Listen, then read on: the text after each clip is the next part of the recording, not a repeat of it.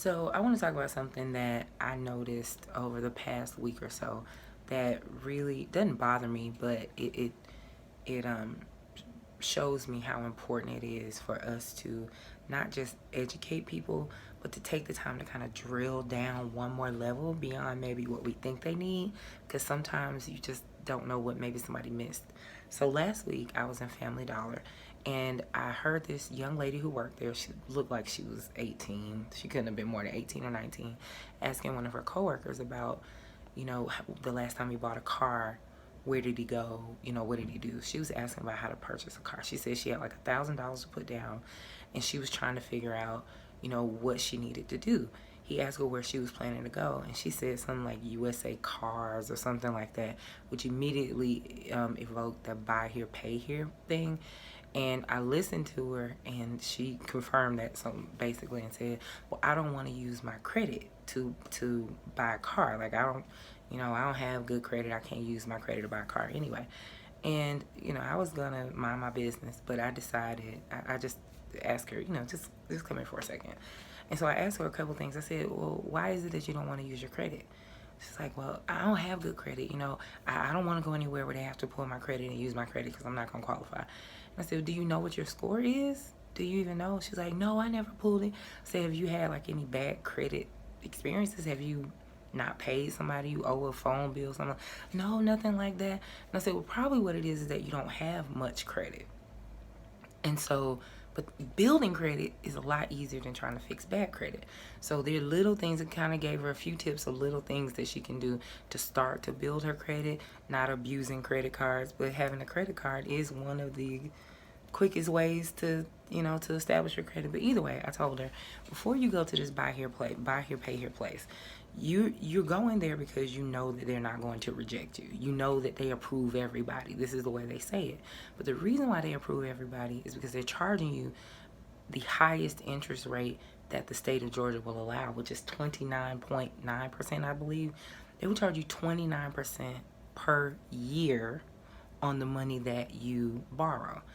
These buy here, pay here places, they go to the auction, they slap a little, oil on the console, do the bare minimum to get those cars to be sellable, then charge you way more. A car may only be worth $5,000, but they put a $10,000 price on it, and then they charge you this high interest rate, and you're really buying a car that's not worth what you paid, probably paying on a lot longer than you should be. Cars start to break before you even pay it off, and you end up in this cycle where you have this negative equity that you keep having to tack onto a new car, and you come back to these places. And it made me think about the fact that not just her, even when I was selling houses, there are so many people, especially black people, who assume that they have bad credit. If there has been any successful marketing campaign to black people, it is that our credit is bad, is that it's substandard. People don't think they can qualify for houses, which at one point you only need a 620 to qualify for an FHA mortgage. I think it's only a 640 now. And there's still some programs where you can sneak in below that.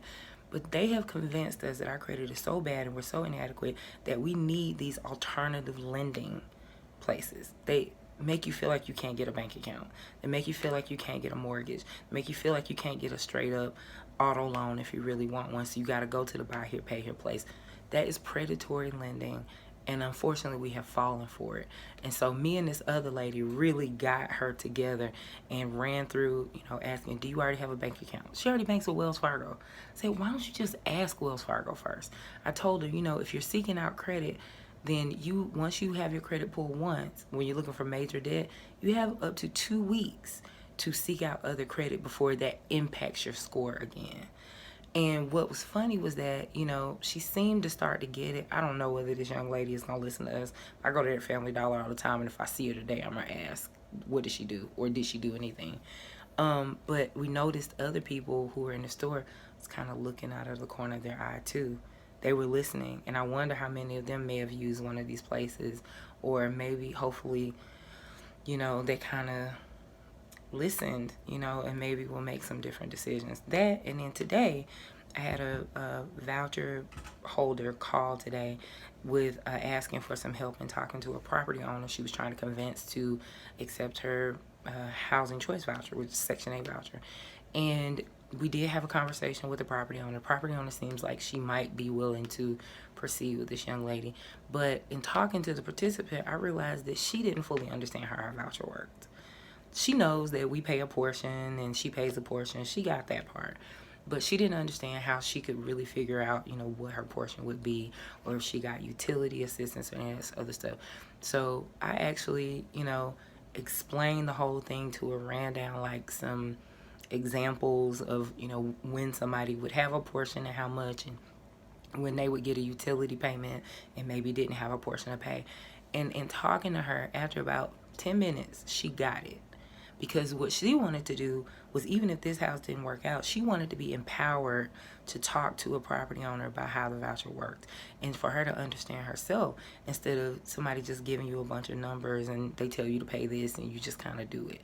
So I say all that to say, like, that young lady will be much more empowered. She will understand the way the program works better. She's more likely to be off that program at some point, because we also talked about how when your income grows, your assistance kind of decreases until you get to the point where, you make enough money where you can pay your bills on your own. But I say all that to say, sometimes and I'm not saying anybody here did anything inadequate, but it's a group session that they go to, and she just needed a further drill down. And so I say all of that to say, sometimes we got to be like patient with each other and not always minding our business, not always just kind of doing, that ain't my job, because this is not my job explaining that stuff to her, but helping other people to understand so they can be empowered, and so that we don't keep making the same mistakes, especially in the Black community. We like to talk about how we need to be more fiscally responsible. There are some of us who have MBAs. There are some of us who understand how money works. Even if I don't understand everything, but I do understand more than some other people. So your knowledge is only good if you pass it along to somebody.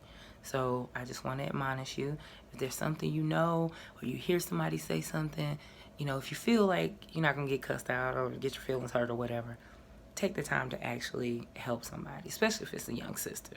I couldn't let that little girl go out like that about the car situation. We'll see what she does, though. I'll let you know.